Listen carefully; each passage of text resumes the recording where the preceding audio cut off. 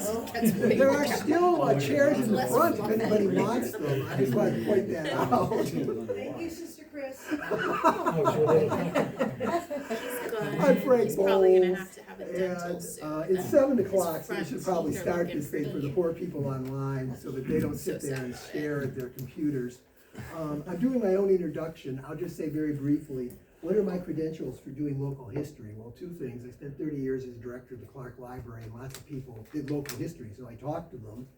And more recently, I published this thing in late December, Visiting Mackinaw, which is 6 or 7 years worth of local history. So I found out a lot of the pitfalls, and hopefully I can share some of those with you tonight. Because what I would like to do is talk about local history. Gotta find my clicker. And hopefully I pushed the wrong button. There it goes. I'm going to talk tonight mainly about how you get things about published local history. But, you know, local history isn't just publications. It's people writing their memoirs. It's people writing things down for their family. And all that stuff is really important. Because some things are hard to get published, but they're still great stuff. They're great history. So even if, you know, you're not thinking about writing a book, that's okay. Think about writing something for your kids or your grandchildren. Think about just writing something for yourself to say, okay, I just want to talk about what I've experienced, what I've lived, how I spent my life. That's important too. And if I can convince you of one more step, donate it to the library so somebody like me can read it when they're writing about Mackinaw City and say, hey, because I found a couple great memoirs back there, or in there, in the Michigan room, which were really helpful. I'll talk a little bit about bias in those things, but they were really, really helpful. Okay, so what are the topics tonight? I'm going to go really quickly through 5 things, and we're going to get out of here in about 45 minutes. So that's how long you got to sit in the chair. First, decisions, because some of these things are, you don't think about it until it's too late. What am I going to write about? Really, you got to think about that a little bit. Who's going to read it? Audience matters. And what am I going to do with it when it's all done? Is it going to get published? Is it going to get shared with my family? Who's going to worry about all that stuff? How do you learn about the topic? How do you take notes? How do you organize all this stuff when you're done? Which is kind of a pain after 5 or 6 years. You got a lot of stuff. And finally, how do you share what you learned?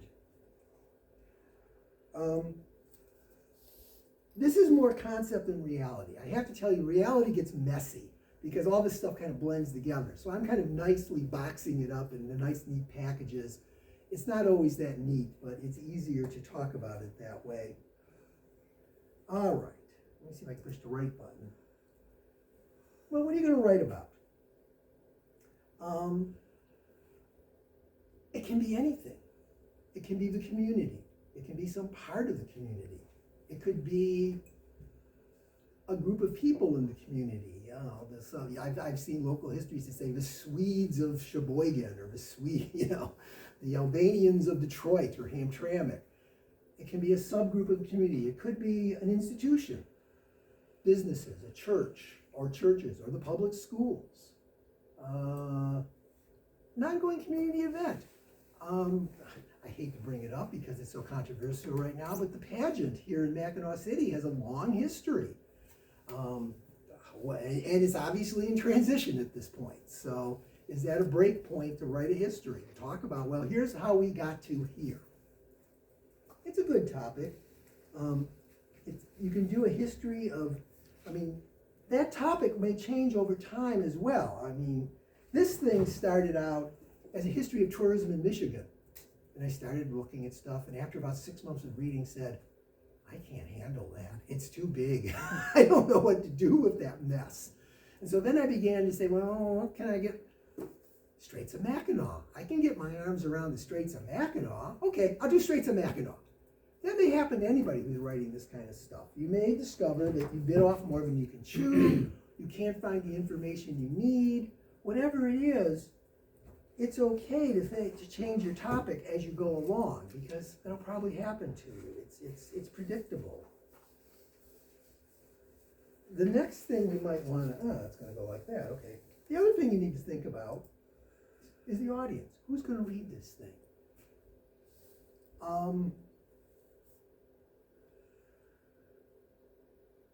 One of the things you have to think about when you're thinking about audience is how big is it going to be? Local history is always small. And the example I give up there, trains are good. Everybody loves trains. You want to write a book about trains? Trust me, it'll sell. You want to write a book about steam engines? Well, I've seen books about steam engines. They sell. There's an audience for them, but it's much smaller. I've also seen discussions online about track layout. Now, where exactly was that siding, and how many cars could you put on it? Now, there are people who really care about that sort of stuff.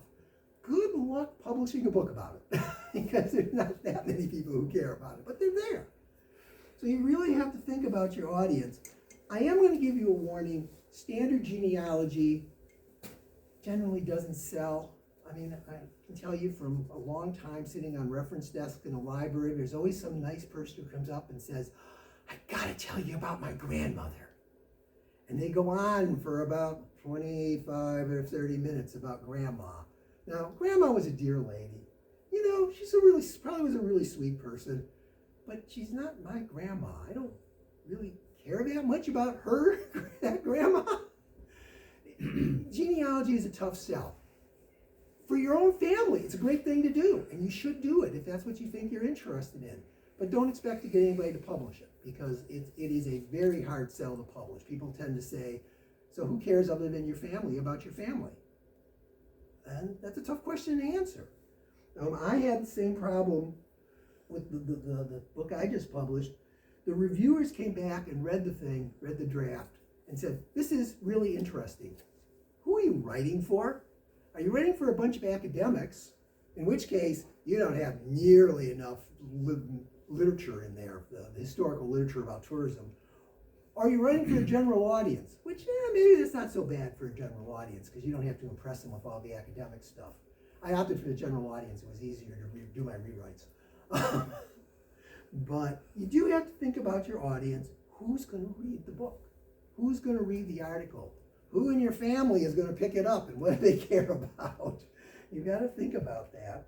The other thing you're going to have to think about is how are you going to get it published? How are you going to distribute it? And this is all before you begin, because this way you've got this all in your head.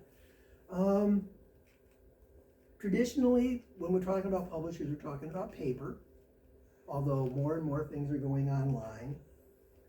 There's various kinds of publications. I'm not going to spend a lot of time on this. There's commercial press, generally doesn't want to do local history because it doesn't sell enough. Academic presses are good. My book was published by Michigan State University, but then you got to throw in a bunch of academic stuff to make them happy.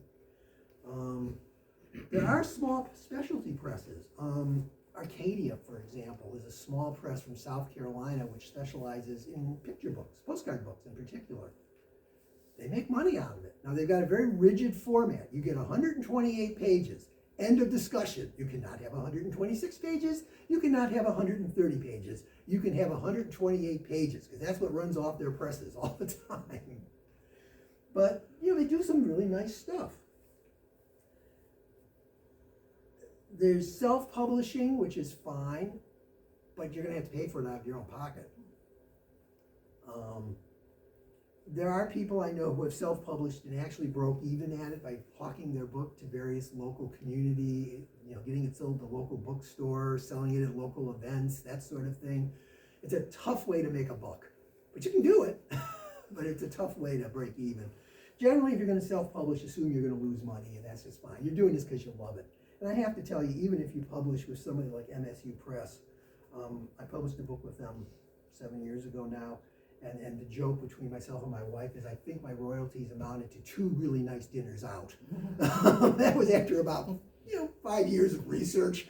So the hourly rate of pay is really pretty bad. You could make more at McDonald's than you can doing this sort of thing. You do this because you really want to do it. The other choice is online. You can publish almost anything online. The trick about online is you have to have a place to put it, some sort of domain, some sort of server, and how do you keep it going over time? because things disappear online too. You've all got that thing that says 404 error when you do a search, meaning, I don't know where it went, but it's not there anymore. And you really do have to, if you're going to go online, that's great, but where online? Where are you going to put it that it's going to stay up and you can find it? I mean, that is a real consideration for online things because they do disappear. And that's unfortunate and that's a problem, but it's there, it's real, and you need to worry about it. So who's going to, before you even start writing something, what are you going to write about? Try to get the topic to be a reasonable thing you can get your arms around. Who are you writing it for? Are you writing it for a general audience, or are you just writing it for your family? Either is great. It doesn't matter. It just matters that you pick one and you know what you're doing, and you decided that. And finally, how are you going to get it to them? I mean, if it's your family, it's easy. You might just, run off 20 copies on a photocopier somewhere or a printer and hand them out. It could work. That's fine. But have a plan before you start, because that way you're not at the other end of the process saying, okay, I've got this great thing done. Well, what do I do with it? How do I share it? Such great wisdom. Okay. Learning about the topic. When you're doing your research, basically you're answering questions like a journalist. Who, what, where, when, and why. Who did it? When did they do it? Where did they do it? The why is always the toughest. I mean, why did they do it? I mean, sometimes it's easy. They did it because the company wanted to make money. They did it because the church evangelizes. But it's often tough to figure out the why questions.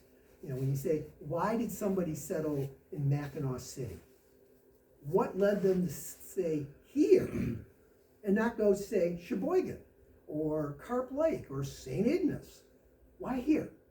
That's a tough question sometimes to answer. Sometimes you can find a diary, sometimes you can find a letter, sometimes you can find all sorts of things that might tell you, but it's a dig. It's usually, sometimes if you're really lucky, they're still around. You can talk to them and say, why'd you do that? That can be helpful. But why is the hard question? I'm just looking at this small print here. I'd suggest you read everything you can that's printed. I mean, that's the easy way to start. Just grab all the books you can find, all the articles you can find. If you're in Mackinaw City, God bless you. You got a great resource in the Michigan History Room. Use it. Take advantage of it. When I was doing the research for this book, it turned out there was way too much to read about Mackinaw Island. I had to be selective. Mackinaw City wasn't bad at all. St. Ignace's local history is painful. I mean, it's like pulling teeth to learn about St. Ignace. It was a really hard job. Why? Well, I don't know why. I just know what I can find in their library. I know what's in their newspaper. It was hard. And newspapers are an extremely important source. And again, they're of uneven quality, but you might get lucky. I used 3 papers extensively. Detroit Free Press for Mackinaw Island was great. Great also because it was online and you could search it. You could put in a search term for Mackinaw with a C, Mackinaw with a W, or Ignace or St. Ignace. And the stuff would just pour back out. I mean, it took like a year to go through a century of St. You move that, it took a year to go through all the Free Press. But it had great stuff in it. Now, some of it was junk. I mean, every year in late May, early June, there's a puff piece put out by the Mackinaw Island Tourism Bureau. It says, Mackinaw Island is wonderful. You should come. You could take a carriage ride. I mean, yeah, I've read this article 17 times. Guys, you don't change it every year. Give me a break. But at other times, they do say different things. And you get into various kinds of problems and situations which give you information. In contrast, the St. Ignace newspaper could be a royal pain. I mean, what they covered for the Straits for tourism was uneven. What they covered for Mackinaw Island was they would get a correspondent, some nice person on the island who would write for free. Sometimes they said great stuff and it was really interesting. Sometimes essentially it was a social register. Mrs. Smith has come for the summer, whereas Mr. Jones is leaving to go on a trip to somewhere. And by the way, it rained for the parade. Come on, tell me about the parade. That I'd like to know about. Not that it rained. Tell me about who was in the parade. I can give you an example from Mount Pleasant, which is even worse. There were two papers in Mount Pleasant in the 1880s. One was published by a man who was a Protestant. One was published by a man who was a Catholic. The Catholic paper has disappeared. In the Protestant editor's paper survives. What year was it? I believe it was 1886. Sacred Heart Catholic Church opened their new church. The bishop comes from Detroit. Oh boy, this is going to be a great story. You know what the Protestant paper said? The Catholics dedicated their church last Sunday. The bishop from Detroit came. Period. 2 sentences. Now you know the Catholic paper, it was front page, 7 stories. You know, everybody got interviewed. There'd be great sort of local history there. Not here. So your sources can be uneven. The one for the Straits area, which was a godsend, was the Mackinaw Island Town Crier. And you'd think a weekly paper in a tourist area that primarily publishes in the summer is going to be largely puff pieces. You know, the new restaurant that opened up, isn't it wonderful? Turns out the St. Ignace paper in the late 70s, or the late 60s, excuse me, and also the Town Crier, which was owned by the St. Ignace newspaper, was published by a guy named Wes Maurer Sr. Wes Maurer Sr. was an award-winning journalist who had taught journalism at the University of Michigan, was a beloved professor, and decided in retirement to buy a local newspaper. He bought St. Ignace, and he decided to publish the Town Crier on the island because that would make money. He's great. He does investigative journalism on Mackinaw Island. I mean, all of a sudden he's digging into stuff and saying, well, wait a minute now, you know, the mayor's saying this, but these 3 council members are saying that. He gets into these local controversies at extensive length, and it's very perceptive stuff. I don't know how he didn't get sued, but it's really useful for going, oh, that's what they're fighting about. Oh, that's what the mayor's trying to pull. It's great stuff. Sometimes you get lucky with the local newspaper. And the St. Ignace News, or excuse me, the Mackinaw Island Town Crier, I got really lucky. But you should always look at your local newspaper. Also, you're going to look for unpublished things. I've already mentioned reminiscences and diaries and the kinds of things that end up in the Michigan History Room here in Mackinaw City, because that stuff is invaluable. Because people just tell you about their lives.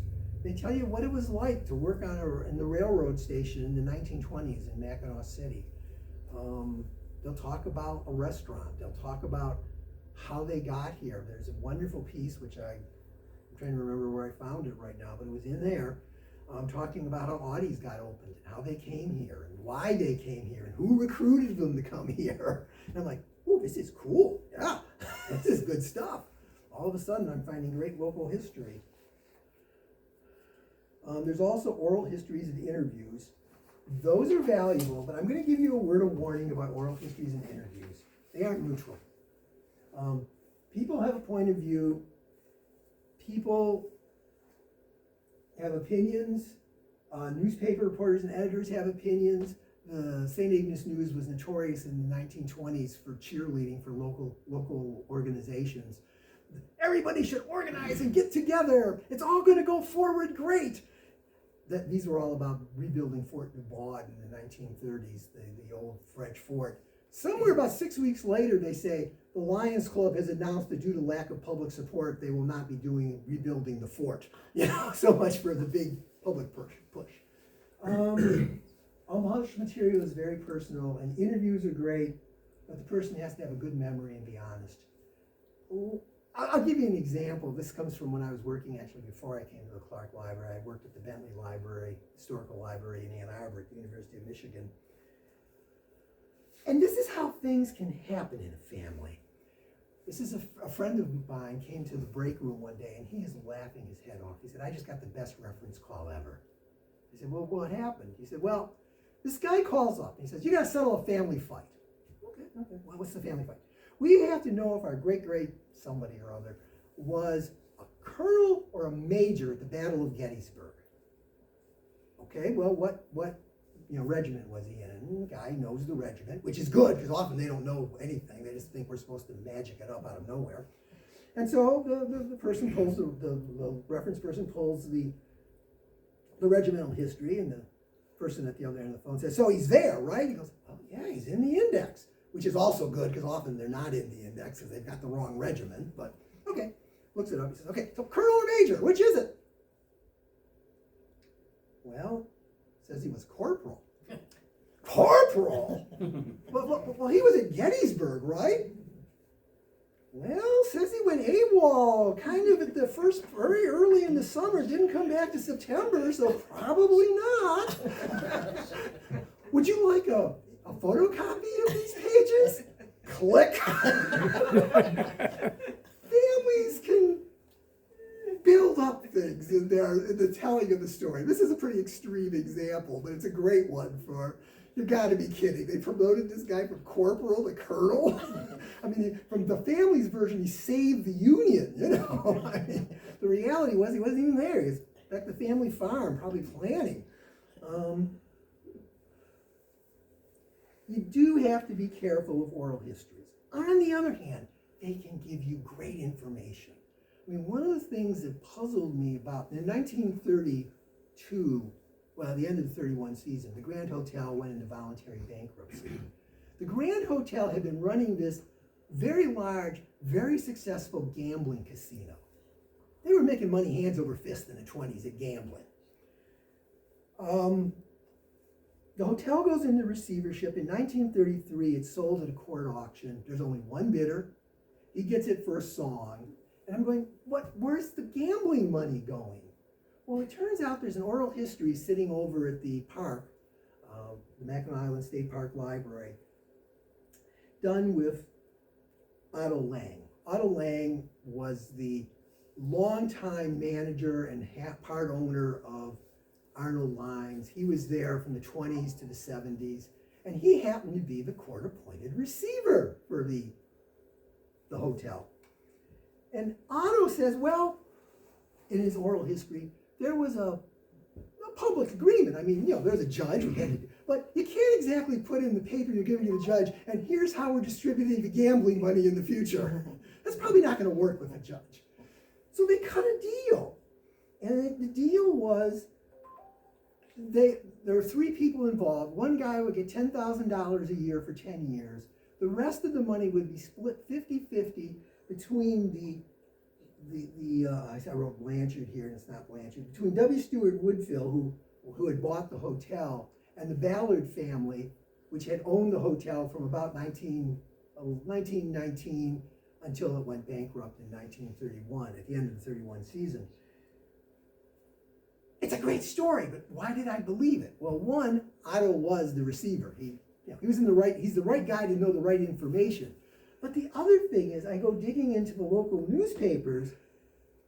Turns out that Olive Ballard, who was the woman who put the hotel in the receivership, in 1933 is announced in the St. Ignace News, she's coming for the season, just because she loves the hotel. Of course, she had sued the hotel 6 months earlier because she wasn't happy with the financial settlement that the court agreed on, and was particularly suing W. Stewart Woodville. But now she loves W. Stewart Woodville, and she's spending the summer there. And she comes every summer, as far as I can tell, until at least 1939, which suspiciously sounds like what she's doing is making sure she's not getting cheated on by Woodville, because she doesn't trust the guy. She's there to keep track of her money, and the Ballard family money, who owned the hotel. So, oral histories are great. Sometimes they can tell you things that are wonderful, and sometimes, the corporals become the colonel. You have to take them with a grain of salt. You got to be careful when you listen. Anything you can do in a family history or an oral history to collaborate that information through some other source is real helpful and real good. What about online sources? Everybody uses them because they're so easy. On the other hand, anybody can post anything on the internet. I mean, if you believe everything you read on the internet, I got a bridge to sell you just up the road a little bit here. I can give you a great deal. Online sources are troublesome because they tend to have no standards. Book publishers have, particularly commercial publishers, academic publishers, have some standards. They have editors. I'll talk about editors later. They can be, they're blessings when you're done with them, but you're cursing them when you deal with them. The internet is the Wild West. You can put up anything and you will find anything. And so you do have to look at it a little critically. Think about, what do I know about this person who's putting it up? You know, when I see pictures that Roy put up on the internet, I'm pretty sure they're probably real. You know? On the other hand, I've seen other pictures where things are, wait, really? You know, I'm not so sure about that picture. And where did it come from? Oh, some bozo on Facebook put it up. Well, there's a lot of people on Facebook. Why do I trust this person? So you really have to look at your sources. So it's a kind of a buyer's beware network. The other thing I'd say, going on to the third thing I was going to talk about, how am I doing? Oh, we're doing fine. Taking notes. You're going to need them. You're going to forget things. You're going to mix them up. Trust me, I had to go back and curse myself every now and again because I'd say, why is that note incomplete? Then I had to go back to the Detroit Free Press or the St. Ignace News and look the original back up to get the right source. So you are going to forget things. Take more notes than you think you're going to need. Include your sources so you can go back and check something. And I think I put a couple examples of notes in just so you can see what mine looked like. Not that they're perfect, but here's a couple of examples. I got two examples. This is from David Armour's history of the Mackinaw Island State Park, published in the 100th anniversary. And I'm just trying to wrote, what did I write there? So it's page 10. I picked it at random. From the very first commission had to balance the trade-off between attracting visitors and protecting island resources from the very people they were trying to attract. The park, the state, the local officials, the islanders all had their own concerns. How big the park was, how much half the island was village owned at that, state owned at that time. The exact balance between, all this sort of stuff. I'm throwing out things that are going to be interesting. I don't know what I'm going to need out of this mess. I can't tell you at that point. Similarly, I'm looking at MS minutes from the commission. I read all the commission minutes. And July 12, 1915 meeting, for some reason, everything was consecutively numbered through like 6 volumes of minutes. So this is on page 101. They were typescripts. I don't know why they did it that way, but that's the way they did it. And so I've got a note that you get an item, Mackinaw City Councils to get an itemized statement of Mitchell Mackinaw Park expenses. No reason why. Boy, would I love to know why the city council wants an itemized. The city council gave the park the land. Yeah, they could have. They did. Okay. Yeah. But by this point, the land's been transferred to the state, so they don't own it anymore. No. They've done the paperwork already, so this is no longer city property. But they still want to see that list, and I'm wondering, is that just curiosity, or is there? I've seen other fights where the city council in Mackinaw City and the park are loggerheads basically threatening to sue each other and passing resolutions about how angry they are with each other. So I would have loved it. Couldn't find anything else about that. And also the state's giving them some money to put in a concrete walk per state appropriation that's going to be 4 feet wide.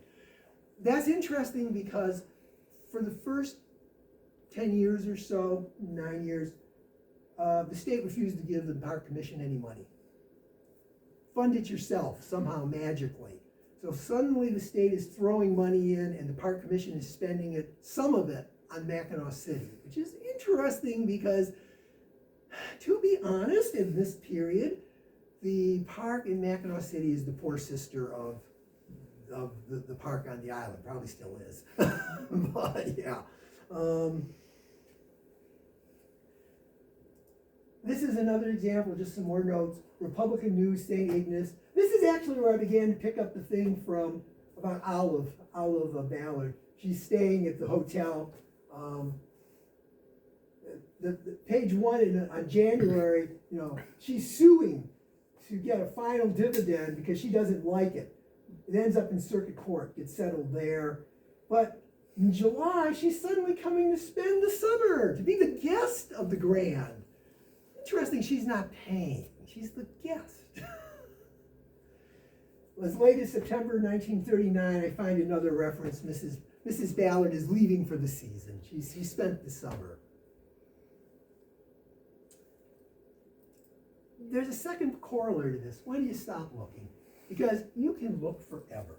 I mean, there's a horror story we had when I was at CMU. There was this wonderful young person. She was working on her master's thesis, and she got 100 pages, and she got 200 pages, and she had 300 pages. And every time you talked to her, she said, well, there's just one more thing I have to look at, just one more thing. And this master's thesis, which should take 6 months, maybe a year, was now about 3.5 years in the making. And finally one day, her advisor and I sort of cornered her and said, Jennifer, where's your thesis? Well, it's here, but I just need to, no, where's your thesis? Well, it's here, but just give us your thesis. But, done. You know, you've done 3 times more work than you should have. It's over. Just, be satisfied. You have to know when to quit. There's no perfect answer to this. Basically, you stop when you're learning fewer and fewer helpful things. You keep seeing the same stuff coming up over and over, saying, yeah, I've seen that. Yeah, I know that. Well, that's maybe a small little variant, but it's not a huge piece of new information. There comes a point where you've read enough newspapers, you've read enough books, you've read enough letters, that you're just not learning anything more, whether it's why grandma settled in Mackinaw City, or, what do you know about the Ballards running the illegal gambling in the Grand Hotel? You just have to quit at some point. And so I would just encourage you to say, understand that, because otherwise you're going to be Jennifer. You're never going to get finished. You'll never get past the research stage. How do you organize the information? There's a million ways. These are just a couple of simple ones that I would suggest. There's timelines, there's narrative timelines, and there's narrative, and there's something called a compiled work, which actually isn't a bad idea. What do I mean by timeline? Well, it's easy. What happened each year? 1881, first train arrives in Mackinaw City. It's the least informative. It never explains why, but it gets it all there. You get the city's timeline, or you get the family's timeline, born, married, children born. Okay, that's a timeline, basically. That's a genealogical timeline. Is it perfect? Well, no, because you might want to know more, which is where an annotated timeline comes in. Well, okay, the first train arrived in 1881. It's a Michigan Central Railroad engine. It arrives on tracks coming from Sheboygan. The town celebrated with a bonfire, and then they went to the town Soul Tavern to continue the celebration. That's it, folks. It was they only had about 50 people at the celebration. I mean, it wasn't exactly, the 4th of July in Washington, D.C., but suddenly there's a lot more. You can do the same thing with a family history. Grandma came to Mackinaw City in 1891. Okay, great. Why did she come? Where did she stay? Where was the house? Where was she living? Did she come with her husband, after her husband, with the children? There's all sorts of questions you can start asking about grandma. More complicated is narrative. This is where you need to answer a series of sequential questions like, okay, what was the precursor to the railroad? How did you get to Mackinaw City if there was no train? What did you do in 1880 to get here? Why did the railroad come? I mean, the railroad obviously came here because they kind of thought they were going to make money somehow, but how? What were they thinking about? Was it lumbering? Was it they wanted to run stuff across the Straits of Mackinac because they thought they could connect with another railroad line, which, by the way, they could. St. Ignace got a railroad in 1881 too. What kinds of freight? What kinds of passengers? What was the train station like? Turns out Mackinaw City had a very large train station. And since you're in Mackinaw City, since that's where I am, what about trains and ferry service? How did the trains impact the community? By the 1920s, railroads are the biggest employer in Mackinaw City. I mean, it's a transportation hub. So yeah, it's very important. The other thing you can use, which I would suggest, is a compiled work. Putting together materials that are related. And a really nice example is the local history here, Ranville and Campbell, Memories of Mackinaw. basically what they did, it was a 1976, published in 1976 project, and they went around the community, they found interesting stories. Here's some examples of what they pulled out. These are just chapters I pulled. Some of these chapters are 2 pages long, some of them are 100 pages long. They're not consistent, that's okay. Wawadam Memories, compiled August 1958. They just got stories about the Wawadam community, the vacation community that's still there, really. Excerpts from the Wawadam Association minutes. Minutes are helpful, that's why I read the board minutes for the Mackinac Island State Park Commission. Ralph Preston's Railroad Memories of 1924 by Judy Ranville. She went out and interviewed some guy. I don't know who Mr. Preston was exactly, but he obviously had been around, knew railroads. Everybody knew he knew railroads, so she got him talking. And she did a transcription. The 1883 Michigan Central Railroad Tourist Guide. Early publication, which by the way informs me that Mackinaw City has one of the finest hotels in the Midwest. I don't think so. I don't buy it. But it was good PR. William Henry Barrett, The History of Transportation Across the Straits of Mackinaw, a master's thesis done at the University of Hawaii in 1963. Trust me, I would have never found that thing if it wasn't in the book. And it was great stuff. I mean, he really dug into it. Barrett, I believe, was the grandson of one of the original founders of the railroad ferry service.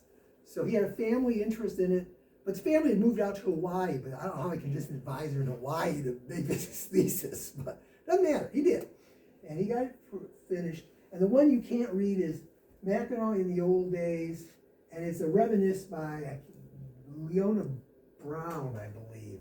And again, it's just a lady who sat down and she wrote down her thoughts, and Ranville and Campbell found them and said, can we put this in? They're good, they're interesting. And she said, sure, happy to do it. She was very helpful about that. And so, all right. Let me move on because I don't want to I said 45 minutes and I got to get you out of here at some point. Sharing what you learned. Whatever story you're telling, I just make some suggestions here. Tell it simply and clearly. One of the problems you're going to have, well, I'll bring that up in a second.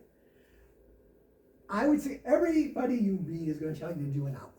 And that's an outline that I did for what I've been talking about railroads in Mackinaw City. True confession, I'm terrible at this. I can't live with an outline. I'm always fussing with my stuff and rewriting it and changing it and moving it around. But it also wastes a heck of a lot of time. It's a bad way to do it. It's not the model I would recommend. I'd say do yourself an outline. This is an example of one. There's no perfect outline. You'll probably change it as you go along. Some ideas though. Stick to the point. There are wonderful tales that didn't make it into the book about the Straits of Mackinac tourism.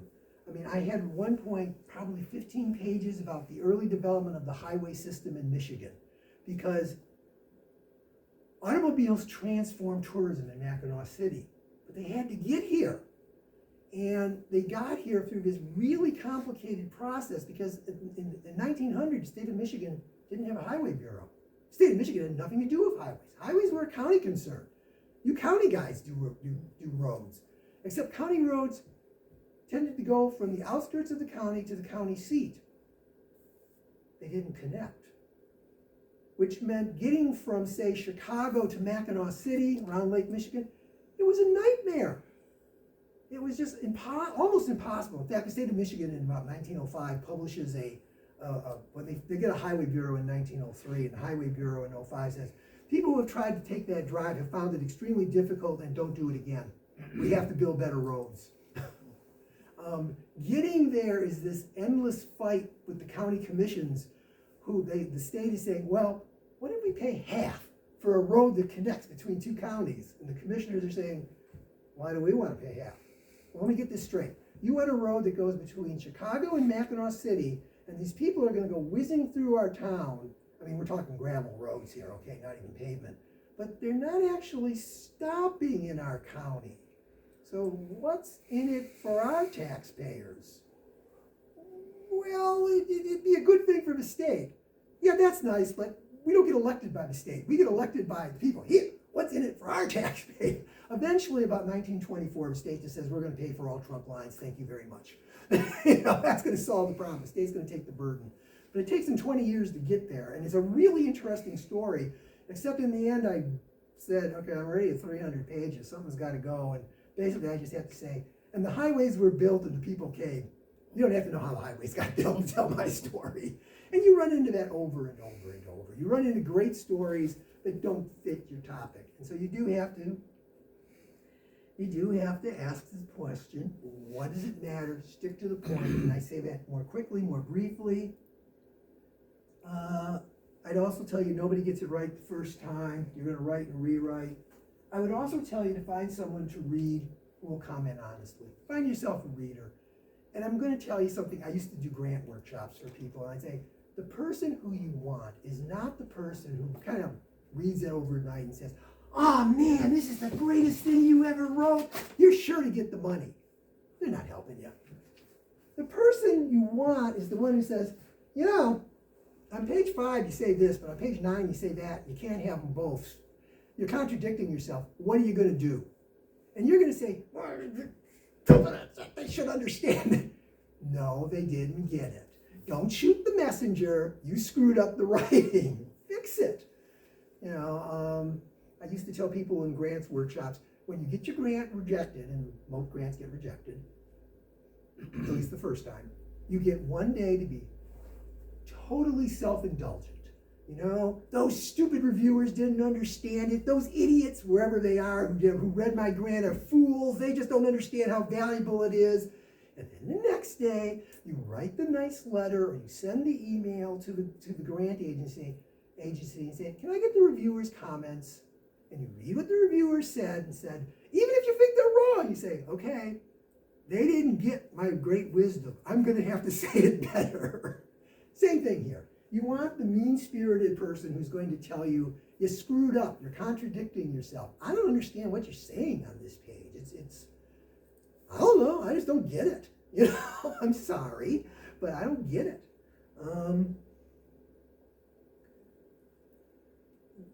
It's really critical that you do that.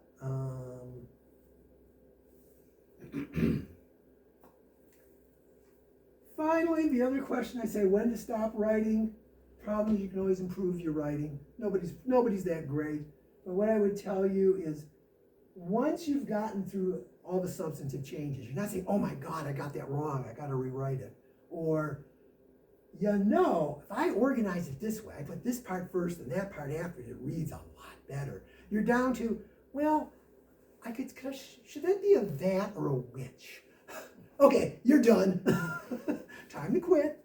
Stop playing around with it. Once you're getting into better words, basically stop when you're expressing old ideas in different words. You're never going to get it perfect. One of the things I really hate doing, I hate rereading my old stuff after it's been published, because I'll go, oh my God, I could have said that better. Oh, why didn't I write it? You know, I go through this angst thing, and in the end you say, okay, you know, you got to stop. So you do. The last thing I want to mention, footnotes. Should you include them? They're a pain. This is an example. I just pulled this at random. You don't need to read the words. What you need to look at are the colors. I started, when I submitted this to the editors at Michigan State, with black footnotes, that black text.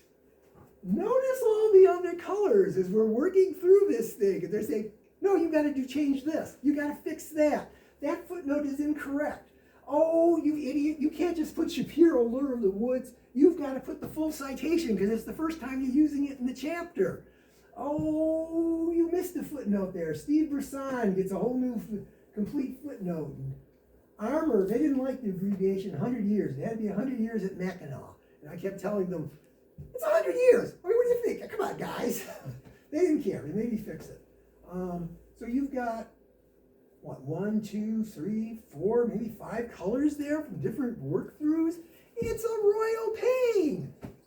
That said, future researchers will thank you. And I can tell you the person who I cursed more than anybody else. And I liked David Armour. He was a great guy. But he didn't put footnotes in his stinking book. And so I would find something, and I'd find something that contradicted David. And I'd say, okay, David, where'd you find this? Where can I go look at the original source to see where you got what you're saying? Because I got this source that's saying that it's different. I mean, the funniest one was, well, not the funniest, but just one that sticks in my mind because it was such a pain in the butt. I did a long section about automobiles on Mackinaw Island and a huge fight in the 1930s about whether they should or shouldn't be allowed, you know. And Armour says, well, you know, in 1938, and it was 37, I don't remember his years, 37, cars were actually allowed on the island in the fall of that year. That was the only year it happened. And I'm looking and I'm going, suddenly I'm going through the minutes of the Mackinaw Island State Park Commission, and in 1938 they're allowing cars on the island. I'm like, David, that's 2 years. What, did they just not do it? Did you find something buried somewhere where they passed a resolution but it never happened? Which, you know, it's possible. In the end, I said cars were allowed 2 years because I can find the source. And I have a note that literally says, David says it's 1 year. But there's no footnote, so I can't check it. Future researchers will thank you for footnotes. They're really, really helpful. That's basically the presentation. 46 minutes. Hey, I timed it about right. Basically, questions?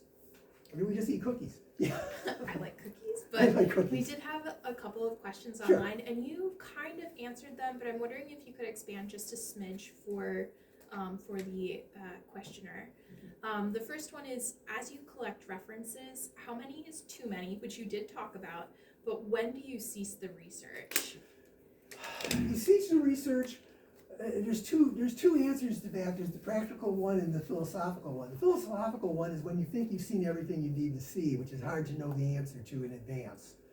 The practical one is after you've put about enough time into the stupid thing and you just need to move on, you quit. You kind of know. Yeah, it you feels kind of like. know. I mean, after I did about 4 or 5 years of research and said, enough already. And I was fortunate that one of the reviewers said, stop looking at, don't do any more research, just rewrite these parts. You know. So there's no perfect answer. It's one of those, you get a gut feeling that you're not finding out new stuff. You're just looking at new things to find out old information. Yeah, okay. And then she's also wondering how, and I think you also touched on this, but how do you recommend organizing the collected references, and is there a specific platform that you like to use to organize them? Oh, there's no specific platform. Basically, I just use, okay, if you're publishing with a commercial publisher, everybody's got a style manual. Michigan State University uses University of Chicago, I think it's volume 17 now, or version 17. I knew 15, and so I had all sorts of footnoting problems because I was using the wrong version. There's no perfect way to organize your stuff in advance unless you've already got an advanced agreement with a publisher, because then you can say, what do you want? And then you give them what they want. But I didn't have a publisher when I started. I knew who I was thinking of, but I didn't have a signed contract. So I think organization is enough so that you can, basically what I would do is at the beginning of any reference, anything I was looking at, I'd give a full citation at the beginning of a book. David Armour, whatever the full title is, 100 Years, you know. At Mackinaw. At Mackinaw, yeah. And then, you know, the publishing information, you know, the Mackinaw Island, Michigan State Park Historic Commission, I think it was 95 or 96 it was published, I forget which right now. Yeah. So that would be the full site if I ever needed to get back to it. And after that, I would just use something short like Mackinaw, you know, Armour, Mackinaw, 100 years, or 100 years I didn't even use because yeah. So after that, I tended to use short things. Same with the newspapers. I would put the full site of the newspaper at the beginning and then just work my way through. After that, it was just August 14th, 1932, 7. So I knew what page it was on. And then blah, blah, blah, whatever was on page 7. If the paper changed its name, and that happened in St. Ignace, I'd have to put in big, bold, screaming headlines saying, as of, it's now. Because the St. Ignace papers in the 1930s merged. 2 of them merged together, became the Republican News and St. Ignace Enterprise. Wow. Yeah, so, you know, you just had to cope with those sorts of little problems. But you knew it had happened, and again, it was big, bold face, put it in 16-point type so I could find it in my notes when I needed it. One other question. Well, See? Okay. I have a follow-up to the one that you just asked, because I think maybe this is what she was asking. Okay, did I not You get- made notes. Yeah. Are those on paper? Are they one of these software programs that keep track? No, of I the just notes? use Word. Oh, I'm sorry if that's what the question was. No, I did not try to use any particular package. There's no particularly good package that I know of for taking notes. There are packages which will format your notes for you when you're done, and so you can run it through that. Then you got to see if your publisher likes that software package, and they may have one they recommend, which would be a blessing. But for taking notes, I had a Word document so I could search it, and I would just ching, ching, ching, and then when I say, oh, David talked about that somewhere, and I do a keyword search to find the piece of information I was looking for using Word searching capacity. So you put it all in one file, one Word document? Each research piece was in one Word document. So David Armour 100 years is one file. But the Detroit, that's it's not ever, then I'm trying to think of something else that'll come up. The St. Ignace paper is one file. DFP is one file, the Detroit Free Press. Every one of those things that are in Randville got its own file, each chapter, each entry, some of which are 2 sentences, some of which are 3 pages, just depending on what I found in there. And sometimes I'd read through a reminisce and say, well, basically I don't care, but oh wait, there's that thing, I care about that thing. And then on each of those pages, then you put like a keyword so you could, this was about traffic. Well, because I railroad. tended to, if you're keeping your own notes, you tend to keep them the same way, so I knew what words I was looking for. I'd go, Armour's talking about gambling. Okay, give me all my hits on gambling. Well, it'll be 12 hits, but 12 hits isn't that hard to try to power through in a hurry and say, okay, where did he say this? But you do have to sort of remember your sources that way. There's no one place you can search everything, which is kind of a pain in the behind. You have to go, where did I see that? And occasionally I was playing the Where's Waldo with this, going through different books and different things. Oh, that must have been here. Doesn't turn up. Crap. Okay, it must be over there. But you tend to, if you spend enough time with this stuff, you tend to know your sources, and you tend to know who said what. Or at least you've got a good idea who said what. So you can get good guesses. So your note taking in Word, is that where you do your writing as well? Yes, Okay. I use Word for writing as well. You could use any software program, any standard word processing program would work. I use Word because that's what I'm used to, but anything. The key is it's got a search engine. The nice thing about Word, which is convenient, is it's pretty good for putting footnotes in, so you can get those in easily and they show up. And it also renumbers everything when you delete one and put in another one, which is a nice little feature. I'm old enough to remember doing dissertations on typewriters, and God's awful fear was your advisor, like 2 weeks before you're done, and say, you need to delete that footnote. That meant the whole stinking chapter had to be retyped. And you were probably paying some nice person to do this typing, so it was like, oh no, I gotta go back. So, yeah. I'm old enough to bless the guy who invented automatic renumber on footnotes. Other questions? Nothing? We have Donna. Oh, yeah. What next? Oh, I don't know what's next. I'm looking at ferries on the Straits of Mackinaw. I think that's an interesting story. I'm having trouble. It's not hard to do railroads, and it's not hard to do the auto ferries. The passenger ferries are another problem because the ferry companies don't kind of like to display information. It was sort of like finding out how many people actually came to Mackinac Island on any summer. The Tourist Bureau is always saying, oh, 1 million people came. 1.2 million? Is that 900,000? Turns out where I dug that piece of information out was, of all places, the United States Army Corps of Engineers, who, because they have to rebuild ports and harbors, keep statistics on ports and harbors. So when Congress members come to them and say, my harbor's more important than his harbor, they can say, well, your harbor had 100,000 passengers go through it, but his harbor had 500,000, so his harbor's the more important harbor, and that's where the money's going to go. But they also did things like, they kept track of how many passengers were going to Mackinac Island, coming and going. And they did also count St. Ignace some years and Mackinaw City some years. So you could get a sense of the flow there. But sometimes you have to go hunting for sources. But yeah. Okay, it's time for cookies. Thank you, everyone.